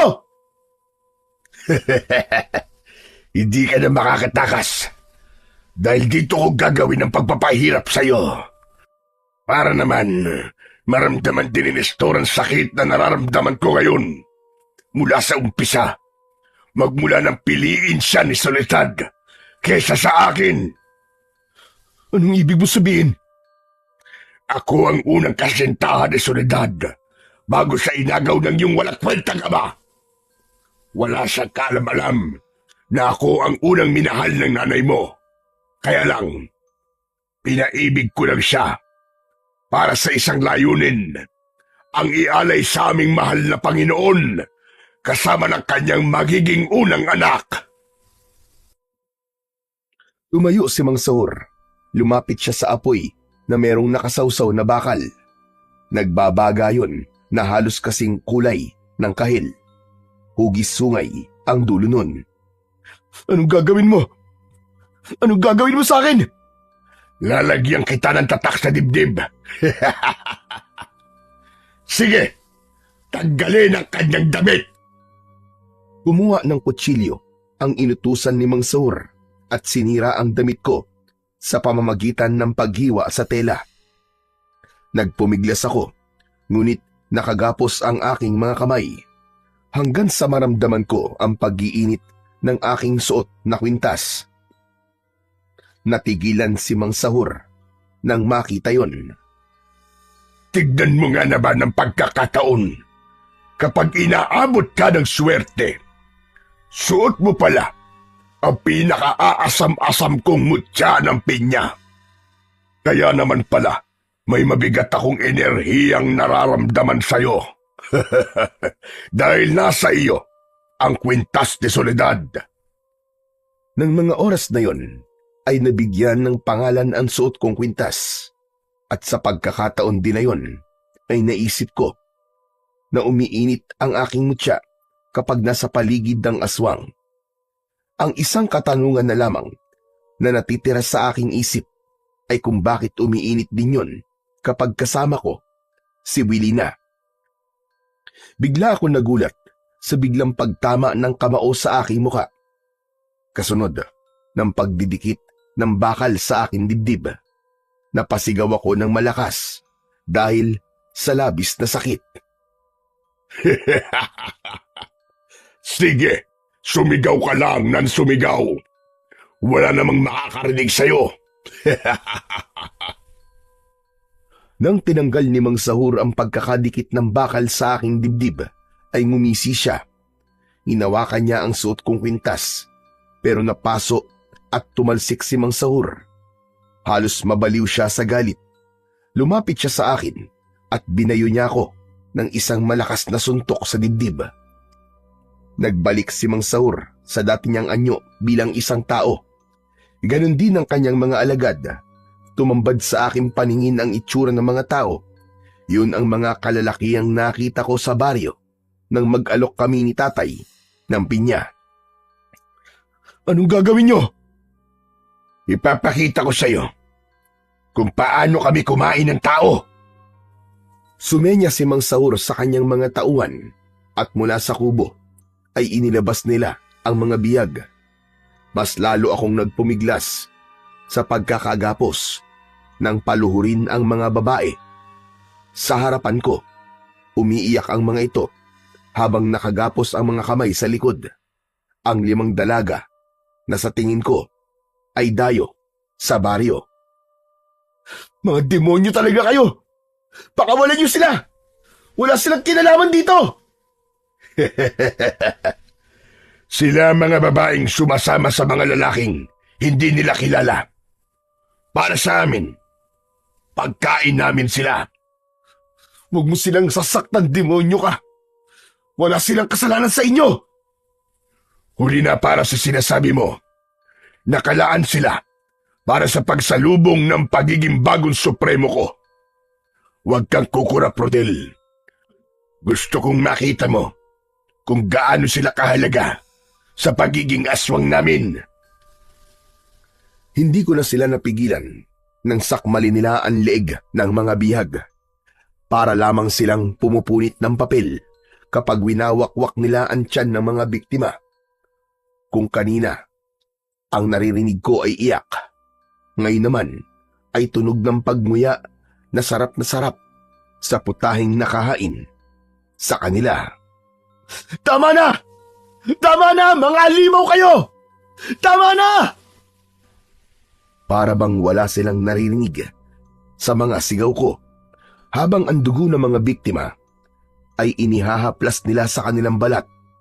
Unti-unti silang nagbago ng anyo. Naging mas mabangis silang aswang na kiwig. Makintab ang kanilang kulay itim na balahibo. Kumikislap yon sa liwanag ng bilog na buwan. Ang katawan nila ay sa tao, habang ang kanilang ulo naman ay kahawig talaga ng pusa.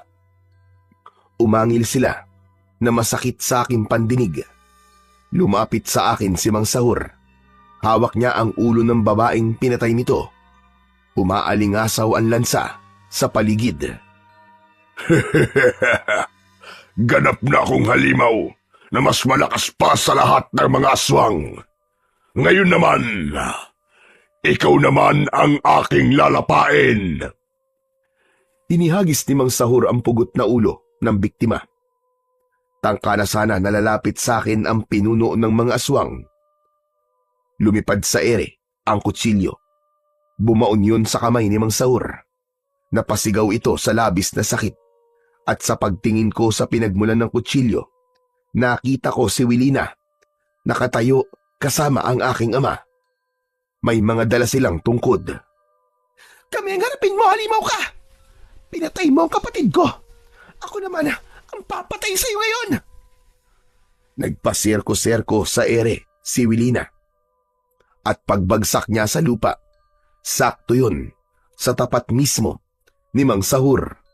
Tinamaan niya ito ng siko at sipa sa muka. Bumagsak ang pinuno ng mga aswang pasadsad sa lupa.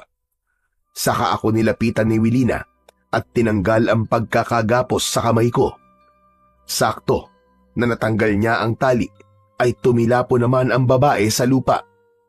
Tinamaan na pala ito ng sipa ng pinuno ng mga aswang na si Mang Sahur. Mamamatay ka ngayon! Hindi ako makakapayag na mabigo na naman ako! Sinakal ako ni Mang Sahur. Umangat ang aking mga paa sa lupa. Pero dahil sa suot kong mutya, napaso na naman ang kanyang kamay at naihagis niya ako. Anak, ayos ka lang ba? Ito, saluin mo! Gamitin mo! Inihagis sa akin ni tatay ang aking sandata. Pagkasalo ko, ay agad ko yun ginamit kay Mang Sahur. Pinalo ko siya sa ulo. Bumagsak siya sa lupa. Saka ko hinarap ang mga alagad niya. Sa likod mo sila patamaan! Halos mapuno ng mga pag-angil ang paligid mula sa mga namatay na aswang na kiwig. Ang ibang natitirang kiwig, pinalibutan nila kami. Wala na kayong takas ngayon. Dito na kayo mamamatay! Kayo ang walang takas! Humanda ka! Papatayin kitang demonyo ka! Sinugod namin sabay-sabay ang mga kalaban.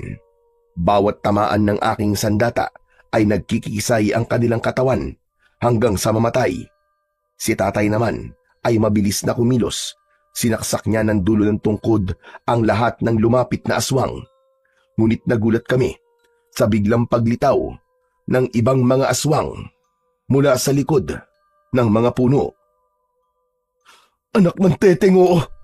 Parang hindi sila nababawasan ah. Wala na talaga tayong ibang paraan kundi ang tumakas. Kailangan na natin makarating sa taniman ng pinya. Tagilid tayo dito. Tama, dahil kontra sa kanila ang tinik ng pinya. Hindi natin sila kakayanin ngayon kung lalabanan natin sila ng harap-harapan. Lalo na at malakas ang kanilang puwersa. Tumingala ako sa langit at napansin ko na malapit nang sumikat ang araw. Tayo na. Kung aabutan sila ng pagsikat ng araw sa pinyahan, mamamatay sila ron. Tumango si Wilina at tatay sa akin sinabi. Umatake muna kami sa mga kalaban bago kami tumakbo at magpahabol sa kanila. Halos hindi lumapat ang mga paa namin sa lupa sa bilis ng aming pagtakbo. Paglingon ko sa hulihan ng aming daan ay nakasunod sila sa amin. Kung saan-saan sila dumadaan para lamang mahuli kami. Merong umaakyat ng puno at nagpapalipat-lipat ng sanga. Sabay talon sa lupa. Nakalmot ng isang aswang ang aking likod. Gumanti naman ako ng hampas at tumama yon sa kanyang leeg. Bumagsak ito sa lupa at namatay. Bilisan mo, anak! Takbo! Andiyan na sila! Maaabutan na tayo! Sa pagpapatuloy ng aming pagtakbo, ay narating namin ang taniman namin ng pinya. Nagpunta kami sa gitna at saglit na naghintay sa pagdating ng mga aswang na kiwig. Dito na muna tayo. Maghihintay tayo sa pagsikat ng araw. Nandiyan na sila. Diyos ko, hindi ko akalain na marami sila. Habang naghihintay sila, sa pagdating ng huling alay, nagparami sila ng alagad at nagpalakas ng puwersa. Kahit malakas pa ang kanilang puwersa, Tay, hindi sila makakalapit sa atin. Totoo ang sinabi ko. Umaangin lang ang mga aswang at hindi makalapit. Kitang-kita sa kanilang mga mata ang galit at pagkadismaya. Hindi maaari! Lumabas kayo dyan! Umalis kayo sa gitna ng tanim niyong pinya! Mga duwag! Nagtatago kayo sa kakayahan ng pinya! Mga inutil! Ikaw ang duwag! Kung matapang ka, bakit hindi ka lumapit sa amin dito? Sige, lapit! Tumingala sa langit si Mang Sahur, saka malakas na sumigaw. Mga kasama, aatras tayo! Malapit na sumikat ang araw. Kapag tinamaan tayo ng sikat ng araw habang may bahid ng dugo sa katawan, masusunog tayo! Tara na mga kasama! Atras! Saan kayo pupunta mga duwag? Bumalik kayo rito! Babalik ako. At sa pagbabalik naming lahat, sisiguraduhin ko na matitikman ko na ang lamang loob nyo! Mabilis na nawala ang mga aswang nakiwig sa aming paningin. Nangihina naman na napaupo ako sa lupa. Ramdam na ramdam ko ang sakit ng sugat at tatak ko sa aking dibdib. Diyos ko, mabuti na lang at gumana ang naisip natin. Biglang natigil sa pagsasalita si Wilina dahil titig na titig siya sa suot kong kwintas. Nanginginig ang kanyang kamay na hinawakan niya yon, kasunod ng pagdukot niya sa kwintas na nasa ilalim ng kanyang damit. Napaunat ako sa pagkakaupo at mabilis na napatayo. Ikaw? Teka, bakit magkaparehas ang kwintas natin? Yan ang kwintas ni Ate Soledad. Si Ate Soledad ba ang nanay mo? Hindi kagad ako nakapagsalita, lalo na nang makita ko ang luha sa kanyang mga mata. Kapatid mo ang asawa ko? Kapatid mo ang asawa ko, Wilina?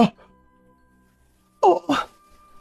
Patunay ang mutya ng pinya na kapatid ko si Ate Soledad. Ang agimat namin ng aking kapatid ay magkakaroon lamang ng bisa kapag magkahawak ang aming kamay. Pagkatapos ay sasambitin namin ang orasyon ng magkasama. Pero dahil namatay na si ate, kung sino na ang may suot ng mutya, ay siya na ang bagong tagapangalaga. Kaya siguro kapag nagkakalapit tayo, nararamdaman ko ang pag-init ng aking mutya. Kung ganun, itong magagamit natin laban sa mga aswang. Simulan nyo na ang pagsasagawa ng ritual. Sanib puwersa tayong lalaban sa mga aswang nakiwig. Natitiyak ko na mas doble ang puwersa ng mga aswang na sasalakay sa atin mamayang gabi. Mahaba pa ang araw para hintayin ang pagsapit ng gabi. Gagawa tayo ng mga patibong gamit ang mga dahon ng pinya. Anong ibig mo sabihin, Wilina? Lilinlangin natin sila. Mag-uukay tayo sa lupa para gumawa ng balon. Kapag nakita nila na walang pinya sa lugar na to, susugod sila. Pero ang totoo, kapag nahulog sila sa balon, wala na silang kawala. Naiintindihan ko na po kung anong ibig niyong sabihin, Tia Wilina. Natatawa ako na bigla ko siyang tinawag na tiya. Pero sa huli ay hiniling niya na tawagin ko na lamang siya sa kanyang pangalan. Maya-maya pa ay nagsimula kami sa ritual ng pagbibigay bisa sa aming mutya. Magkahawak ang aming mga kamay. Nakalatag ang sandata sa harap namin. Ipikit mo ang iyong mga mata at sumunod sa lahat ng aking sasabihin. Sumunod ako sa pinag-uutos ng aking tiya. Pagkatapos ay naamoy ko ang sinusunog na dahon ng pinya. Nang sumikat ang araw, natapos din ang pagsasagawa ng ritual. Rodel, kailangan gamutin mo ng sugat mo, lalo na ang tatak sa dibdib mo. Kailangan baguhin ang hugis niyan dahil maaaring gamitin yan laban sa'yo. Susunugin ko ba ulit ito? Oo, sapagkat ang itim na gabay ng aswang ay maaaring gamitin upang utusan ka at mapasunod ka sa kanyang kagustuhan. Ako na ang gagawa. Kailangan na nating magmadali dahil kailangan pa nating gumawa ng patibong. Agad na ginawa ng aking ama ang pagsusunog sa aking tatak. Gamit ang talim, tiniis ko ang sakit habang ang aking tiya ay naghahanda naman ng gamot para sa akin. Pagkatapos ay ginamot nila ang sugat ko. Tapos na. Maya-maya lang, mawawala ng sakit ng sugat mo. Sa tulong na rin ng iyong mutya. Buong araw kaming naging abala sa paggawa ng mga patibong. Kagaya ng naisip naming plano, pinaghandaan namin ang pagdating ng mga aswang nakiwig. Pagsapit ng gabi, ay nakiramdam na kami sa aming paligid.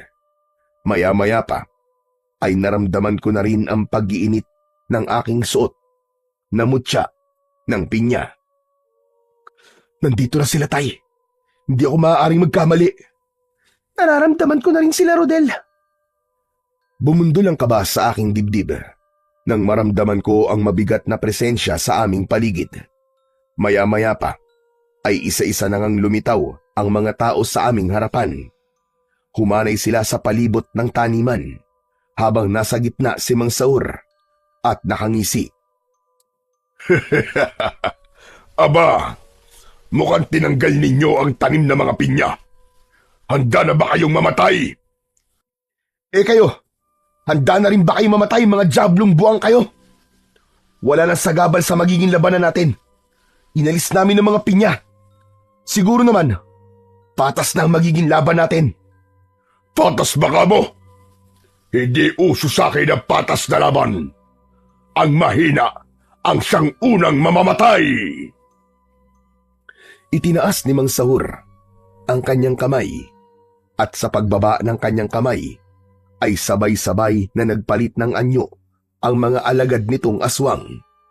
Kasunod ni Mang Sahur na nagbago rin ang anyo. Ang buong akala namin ay sila lang ang mga aswang na makakalaban namin ng sandaling yon. Ngunit maya-maya pa ay nakita namin ang isang pangkat ng malalaking pusa na unti-unting lumalapit sa aming likuran. Humanda kayo, Rodel, Wilina. Marami silang magkakasama. Malakas ang kanilang puwersa at tagilid tayo sa laban na to. Tay, wala nang atrasan to. Handa na akong mamatay. Katarungan para sa buhay ng aking ina. Hindi na kami nag-aksaya ng oras. Agad akong sumugod sa mga kalaban gamit ang tungkod. Hinampas ko ang likod ng malalaking pusa na umatake sa akin. Pasadsad silang bumagsak sa lupa. Si Tia Wilina naman ay ginamit niya ang kanyang punyal at bawat tamaan ng kanyang talim ay nagkikikisay ang katawan hanggang sa masunog at mamatay. Maghiwa-hiwalay tayo! Kaliwat kanan silang umaatake! Mag-iingat kayo! Habang nakikipaglaban kami, ay nanatiling nakatayo si Mang Sahur. Pinapanood niya kami. Pumapalakpak pa ito kapag may tumatamang kalmot sa aming katawan. Bumagsak ako sa lupa nang tamaan ako ng kalmot ng aswang sa aking dibdib. Aatake ulit sana sa akin ang kiwig, pero sinalubong ko siya ng hampas. Nagkikikisay ang katawan ng aswang. Tinubuan ng butas-butas sa balat na parabang balat ng pinya hanggang sa masunog ang katawan. Teka! Anong nangyayari? Anong nangyayari? Yun ang kapangyarihan ng aking mutya. Kaya humanda ka na.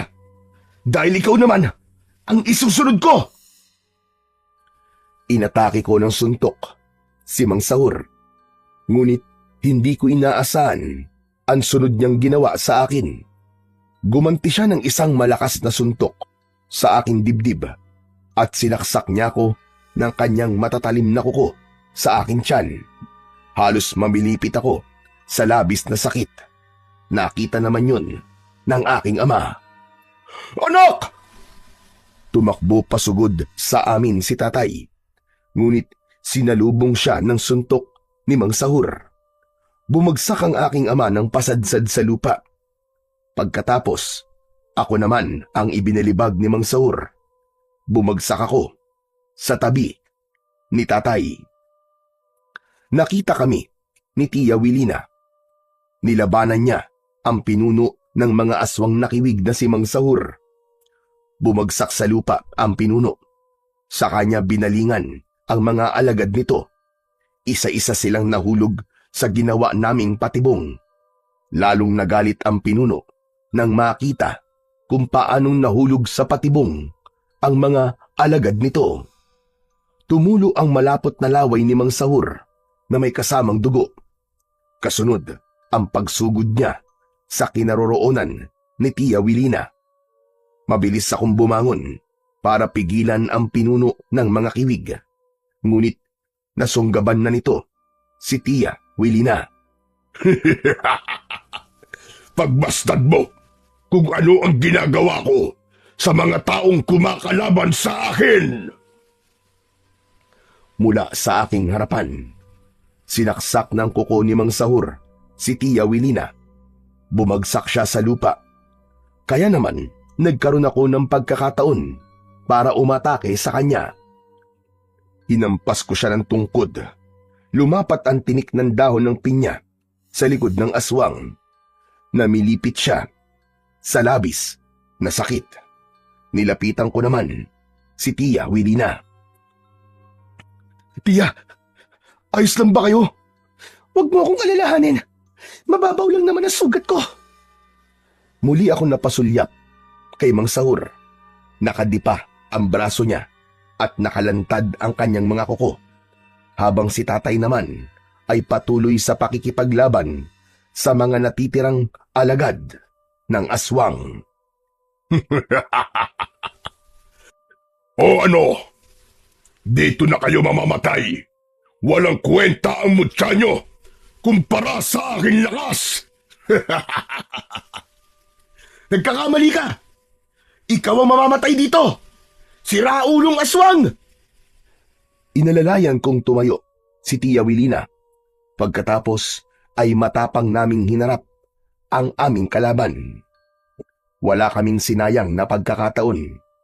Pinagtulungan naming hampasin ng tungkod ang pinuno ng mga aswang nakiwig na si Mang Saur. Halinhinan kami sa pag-atake.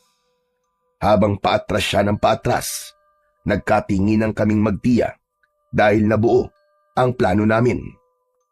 Sunod-sunod ang pagpalo namin. Naghawak kami ng kamay at lumitaw ang isang malakas na liwanag sa aming mutya na tanging kami lang ang nakakakita. Hayop kang diablong buwang ka. Ito na ang katapusan mo. Wala ka ng kawala. Sabay naming inatake ng palo si Mang Saur. Sa lakas ng epekto ng aming kapangyarihan, bumagsak ito sa lupa. Ngunit diretsong nahulog sa ginawa naming patibong. Sumigaw siya ng pagkalakas-lakas habang hindi na makagalaw. Nagkikikisay ang katawan nito. Lumapit sa amin si tatay habang nakasilip kami sa balon. Nagkaroon ng butas-butas sa katawan si Mang Saur. Bumulwak ang dugo. Salabo kanyang mga sugat hanggang sa masunog ang kanyang katawan. Hindi ko po akalain na yan pala ang epekto ng mutya ng pinya sa katawan ng aswang nakiwig. Oo, yan nga ang epekto ng mutya ng pinya sa kanila. Nakatulong din ang patibong. Sa wakas, nabigyan na natin ng hustisya ang nangyari sa aking kapatid at sa iyong ina. Tama ka. Matatahimik na ngayon si Soledad. Hindi pa rin ako makapaniwala na may silbi po pala ang dahon ng pinya laban ho sa mga aswang. Alam mo anak, may mga bagay talaga sa mundo na nilikha ng ating Panginoon na talaga namang maaasahan sa pagbalanse ng kalikasan.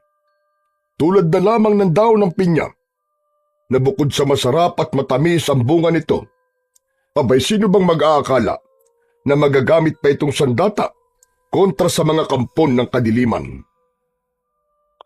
Naramdaman ko ang pagtapik ng palad ni tatay sa aking balikat.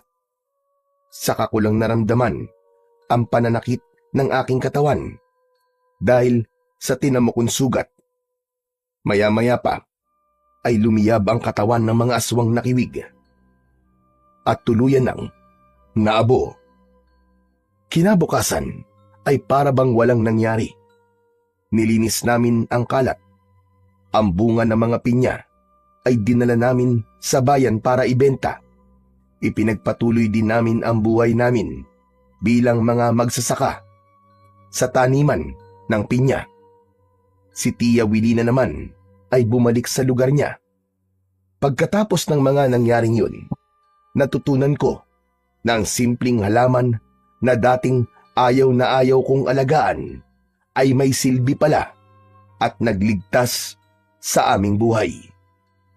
Hanggang sa kasalukuyan ay wala ng aswang nakiwig ang gumagambala sa aming baryo. Hanggang dito na lamang po ang istorya ng buhay ko. Nagpapasalamat, Rodel. Ang kwentong inyong narinig ay sumasalamin na sa kabila ng lahat ng dilim na bumalot sa taniman ng pinya, na naig pa rin ang tapang at pananampalataya ni na Rodel at ng kanyang tatay, kasama ang kanyang tiya. Ang kanilang pagkakaisa at paniniwala sa kabutihan ang nagsilbing ilaw sa gitna ng kadiliman na kanilang pinagdaanan.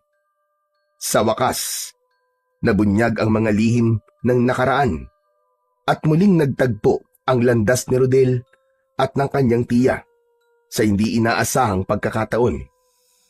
Sa tulong ng mutya ng pinya, napagtagumpayan nila ang lahat ng pagsubok na dumating sa kanilang buhay. At mula noon, namuhay silang magkakasama, payapa at may matibay na pananampalataya sa Poong May Kapal na patuloy na gumagabay sa kanilang bawat hakbang.